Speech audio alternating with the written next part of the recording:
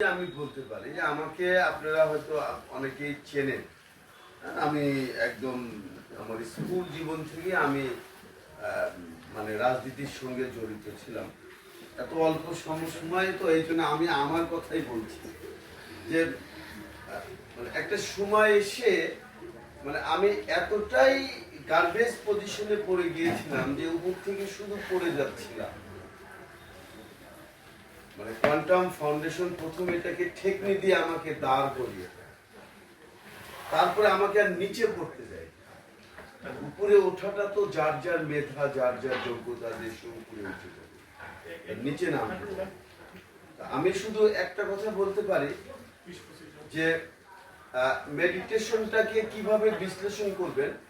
ধ্যান হচ্ছে ধারণ ক্ষমতা। আমি আমার মতো করে বিশ্লেষণ করেছি, ধ্যান হচ্ছে ধারণ ক্ষমতা। ধরেন নবী করিম সাল্লাল্লাহু আলাইহি সাল্লামকে আল্লাহ ওনার কাছে জিবরাইলকে পাঠালেন। তার আগে কি করেছেন? 13 বছর, মতান্তরে 15 বছর হেরা পর্বতের গুহায় নিয়ে রেখেছেন নবী।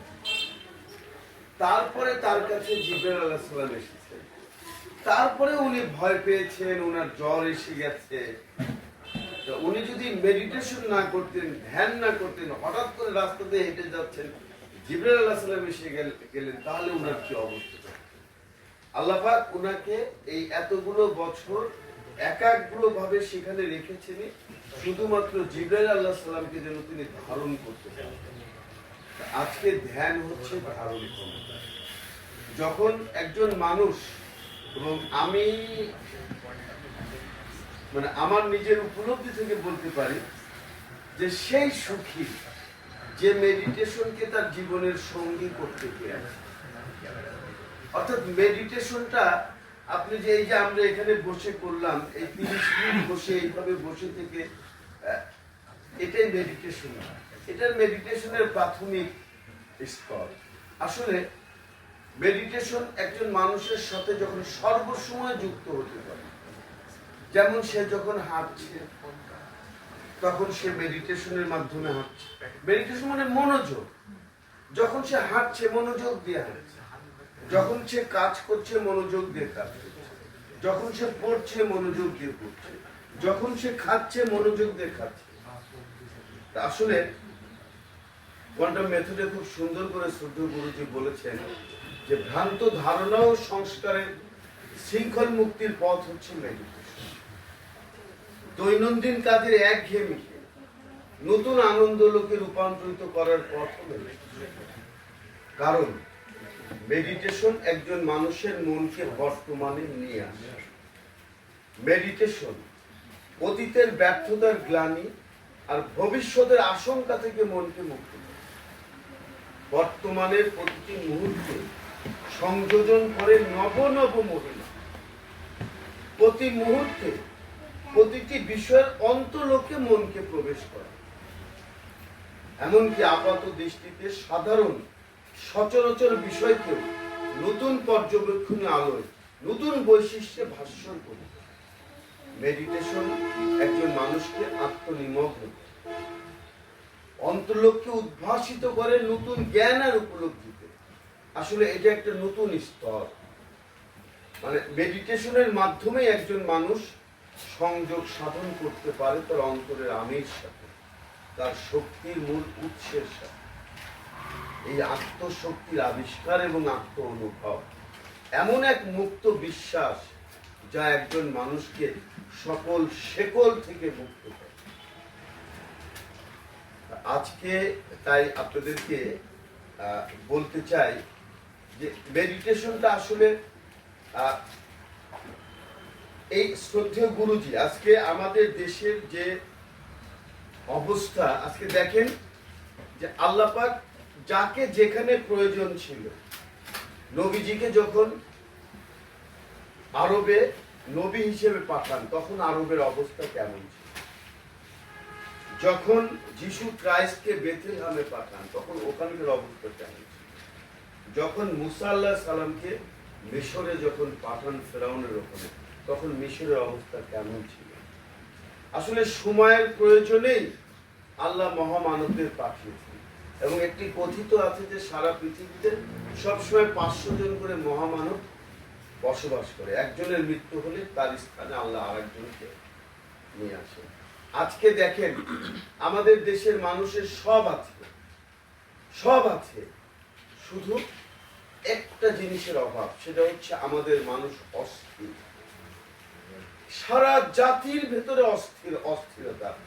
আজকে দেখেন যে দেশের রাস্তা যেমন সে দেশের গাড়ি তেমন চলবে, অ্যাক্সিডেন্ট হবে না। আমাদের দেশের ড্রাইভাররা কেমন অস্থির। আপনি গাড়িতে বসেন, প্যাসেঞ্জারদের দেখেন, গাড়ি যদি ড্রাইভার আসতে চালায়, এটা কি গরুর গাড়িতে উঠলাম? সমানে প্যাসেঞ্জাররা বলে, এটা কি গরুর গাড়িতে উঠলাম? ড্রাইভার যদি গাড়ি জোরে চালায়, কি হলো, লাভ নেই। অর্থাৎ এভরি সাইড মানুষ অস্থির। একজন দোকানদারের কাছে আপনি যাচ্ছেন পণ্য কেনার জন্য, সে দোকানদারও দেখা যাচ্ছে আপনার কারণেই তার বিক্রি, সেই আপনার উপরে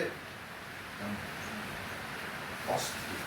সমস্ত জায়গায় যান, শিক্ষক অস্থির, ছাত্র অস্থির, জজ অস্থির, আসামি অস্থির। এই গত কালকে না কে যেন বলতেছিল আমাকে যে ভাই ওই জজকে তো মেডিটেশন করার দরকার। মানে জজ এজলাসে বসে এমন কথা করছে এবং সে তার ক্ষমতার গরম দেখাচ্ছে যে আমি এমনি এখানে বসি নাই, মানে আমি একটা ব্যবসা করার মানে এজলাসে বসে এরকম করে যাচ্ছে। একজন এসে আমার কাছে ভাই এই জজকে তো মেডিটেশন করানো করতে হবে। আসলে আপনি খেয়াল করবেন, যখন একজন মানুষের মন প্রশান্ত থাকে, স্থির থাকে, তখন ইচ্ছা করলে তাকে রাগানো যায় না। একজন তাকে ইচ্ছা করলে রাগাতে পারবে না। আর যখন মন অস্থির থাকে, তখন যদি একজন পায়ের উপর পাড়া দিয়ে যদি বলে ভাই সরি, পাড়া তো দিয়েই ফেলছিল, এখন সরি কয় লাভ কি, সে তখন রিয়াক্ট করে ফেলল। আপনি সরি বলবেন, সেটাও সে মানবে। যখন মানুষ অস্থির থাকে, আজকে সংসারে যান, স্বামী যদি রাগান্বিত হয়, অস্থির থাকে, সারা পরিবারে অশান্তি। আজকে মানুষের ভেতরে স্থিরতার জন্যই আমরা কাজ করে যাচ্ছি, নির্মল স্থির। একজন মানুষ ইবাদতে যাচ্ছে, বহু মানুষ যুক্তি দেবে যে 5 ওয়াক্ত নামাজ পড়লেই তো হয়, মেডিটেশনের দরকার। আজকে ইবাদতে যেই কি সেই স্থির। আমি একটা গল্প বলে শেষ করব। মানে এই উপলব্ধিটা আমার হয়েছে একটা সিনেমা দেখে, হিন্দি সিনেমা। সিনেমাটার নাম এই মুহূর্তে, সিনেমার নাম হচ্ছে god to say great. God to say great মানে একজন মানুষ, মানে নায়ক সালমান খান, সে যা কিছু করে সেটি নষ্ট হয়, সে কোনো কিছুতে সে সাকসেস হতে পারে না। ভগবানের প্রতি সে এত বিরক্ত যে মানে ভগবানের নাম শুনে সে খেতে পারে। আর তার মা হচ্ছে ভগবানের প্রতি সে সারাক্ষণ সে পূজা করতে। যখনই সালমান খান কোনো কাজে যায়, তার মা ওই পুটু দিয়ে দেয়, তাবিজ দিয়ে দেয়। সালমান খানের জীবনের শ্রেষ্ঠ একটা জিনিস তৈরি করতে, সেটা দিতে দেখাতে যায়, কিন্তু জিনিসটা আগেই নষ্ট হয়ে আসছে। এটা করেছে, তা তার মা যাওয়ার সময় ওই ইয়েটা পড়ায় দিচ্ছে, একটা মাদুলি পড়ায় দিচ্ছিল, পেটে পড়ে যায়। তো সালমান খান ওইখানে এত অপমানিত হয়ে গেছে, ওই এবার সে বালা আসে খেপে দেয়, মাদুলি এরকম খুলে ফেলে দিল। মাদুলিটা দেখলো সাপ করে উপরে গেছে। তারপরে সালমান খানকে স্বপ্নে দেখাচ্ছে যে অমুক জায়গায় আসো। সালমান খান সেই জায়গায় গেল, যা দেখো অমিতাভ বচ্চন একটা শূন্যের উপরে। অমিতাভ বচ্চন বলতেছে তুমি কে? বলতেছে আই এম গড, আমি গড। তুমি গড? এই তোমার জন্য এই পৃথিবীতে যত অশান্তি শুরু হয়েছে, এই সব কিছু হয়েছে তোমার জন্য। তুমি আজকে এই সারা পৃথিবীর লোকে একটা ডিস্টার্ব করে রাখছো। তখন গড বলতেছে, তুমি কি মনে করো যে গডের চাইতে মানুষ যদি এই ইয়ের দায়িত্ব নেয় তাহলে কি ভালো চালাতে পারবে? বলছে 100% রাইট, মানে অন্তত তোমার চাইতে ভালো একজন মানুষের দায়িত্ব দিয়ে। তখন গড বলতে, যাও, আজ থেকে 1 মাসের জন্য আমি তোমাকে গডের পাওয়ার সমস্ত পরাণ তোমাকে দিলাম। সাথে সাথে ঢং ঢং ঢাড় এই শব্দ, মানে এমন শব্দ, সাথে সাথে সালমান খান হাতে সাথে একদম কান ধরে বলতে, এই শব্দ কিসে? বলতেছে, সারা পৃথিবীর মানুষ আমার কাছে মানুষ, কেউ ঢোল বাজায়, কেউ, সারা পৃথিবীর মানুষ চাচ্ছে আমার কাছে সেই শব্দ। তুমি আগে শব্দ বন্ধ করো, আমি সব সমস্যার সমাধান করে দেবো। সেই দিন আমি উপলব্ধি করলাম, এই সিনেমা দেখে আমি যে ইবাদত করছি সেটা কি যাচ্ছে, আমি যে চাচ্ছি সেটা কি ওখানে যাচ্ছে?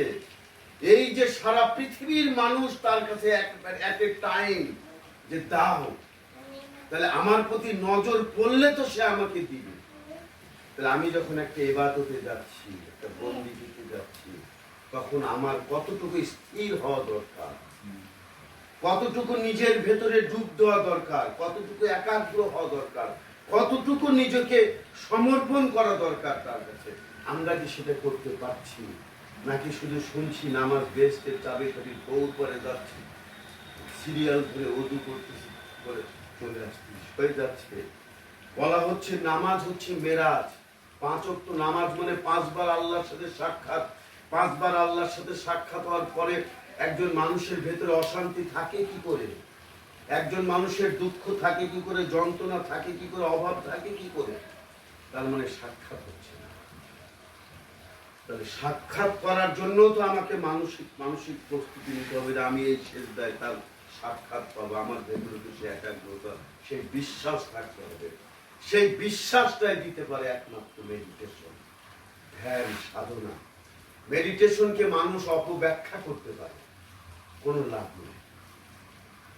প্রত্যেকটা মানুষই, মানে এই যে মুসলমানরা মুরাকাবায় বসে, মুরাকাবাটা কি? এটাও মেডিটেশন, এটাও ধ্যান, একাগ্র মনকে একাগ্র করা। সেখানে আমাদের শ্রদ্ধেয় শিক্ষক, শ্রদ্ধেয় গুরুজি মহাশয় শহীদ বুখারী একটা গ্রামার তৈরি করেছেন, যে এই গ্রামার যদি আমি প্রতিদিন মেনটেন করি, এমনকি শ্রদ্ধেয় গুরুজি আমাদেরকে শিখিয়েছেন একই সময়, একই পোশাকে, একই বিছানায়, অর্থাৎ মেডিটেশন করার জন্য একটা বিছানা থাকে, একই স্থানে আপনি বসেন, বসার সাথে সাথে আপনি কানেক্ট